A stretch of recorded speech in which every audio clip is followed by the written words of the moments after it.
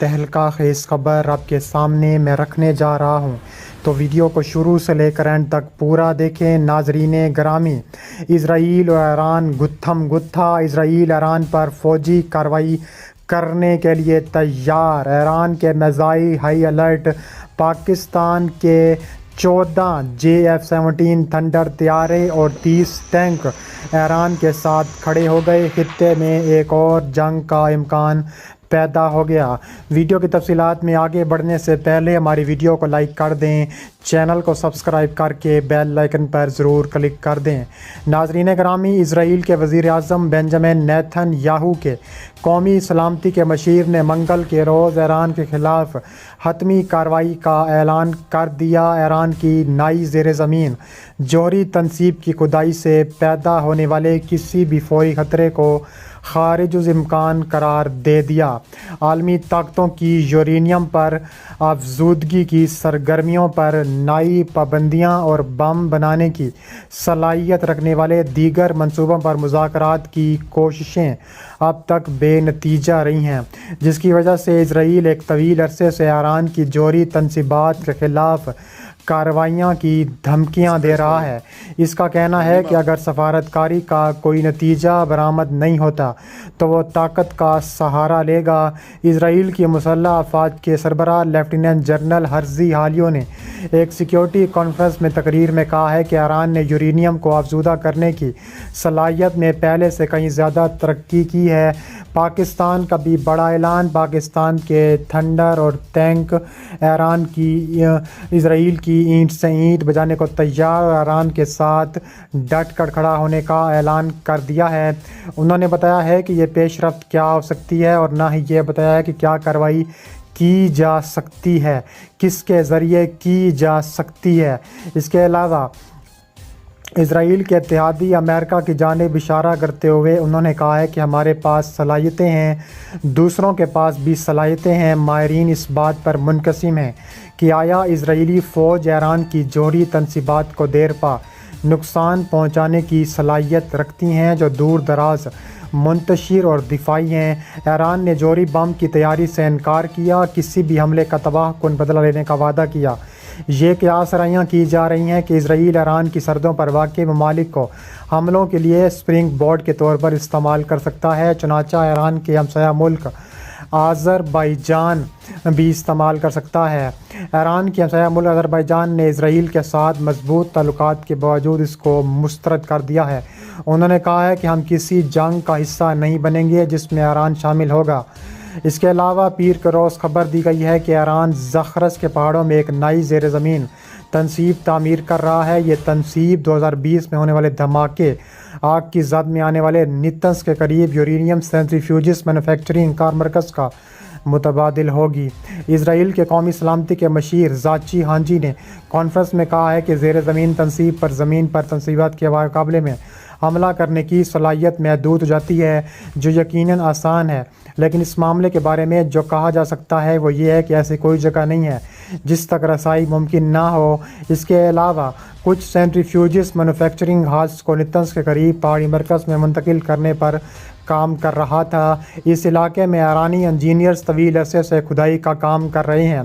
हांजी ने वाज़ेह तौर पर इजराइल की जानिब से ईरान पर हमले की धमकी देने से इनकार किया, यहाँ तक कि उसने ये तजवीज़ दी कि इसकी ज़िम्मेदारी अमेरिका पर आयद होगी।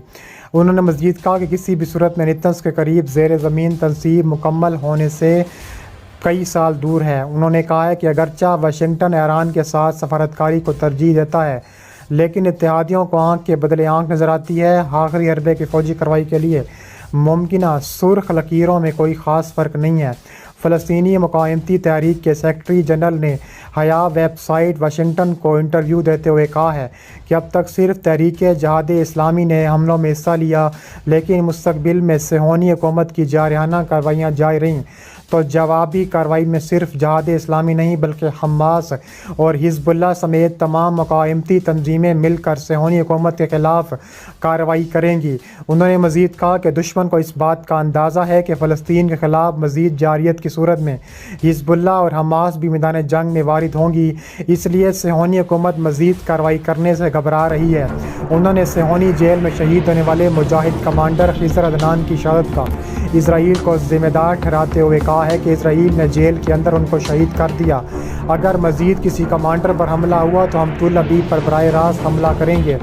اسرائیل نے غزہ میں حالیہ 5 روزہ جنگ کے دوران میزائل شکن دفاعی سسٹم کو فعال کیا تھا، لیکن مقاومتی کے راکٹوں اور میزائلوں کو روکنے میں ناکام ہونے کی وجہ سے اس سسٹم کے بارے میں کئی سوالات جنم لیے ہیں۔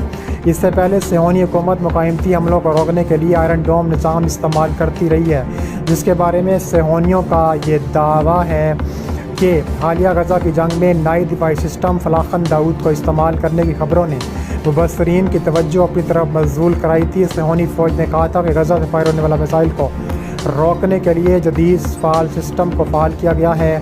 اس کے علاوہ تیار ہونے والے دفاعی سسٹم کو پہلی مرتبہ عملی طور پر فعال کیا گیا ہے۔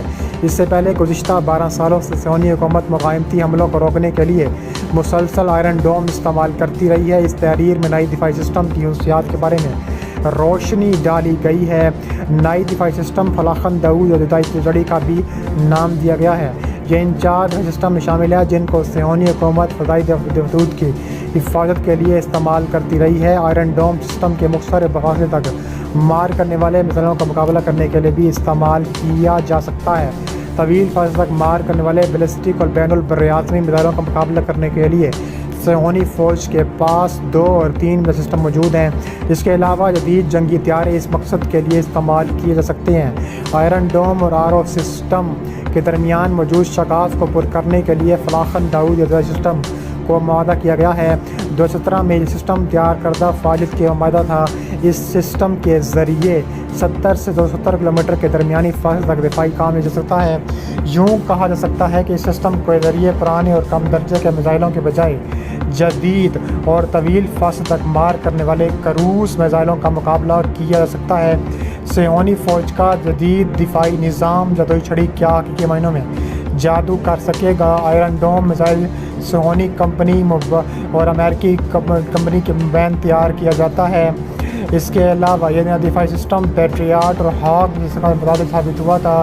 اس کے علاوہ صہیونی حکام نے توراس سے اس سسٹم کا نام چنا تھا، لیکن حقیقت یہ ہے کہ یہ سسٹم امریکی ٹیکنالوجی سے ہی بنایا گیا ہے۔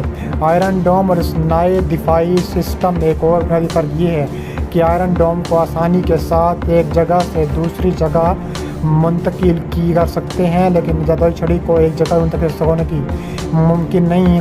آر او سسٹم کی طرح زمین کے اندر اس کی بنیادیں نصب ہوتی ہیں۔ آئرن ڈوم کی قیمت 1 سے 1.5 لاکھ قیمت ہے اور یہ آگے بھی بڑھ سکتی ہے۔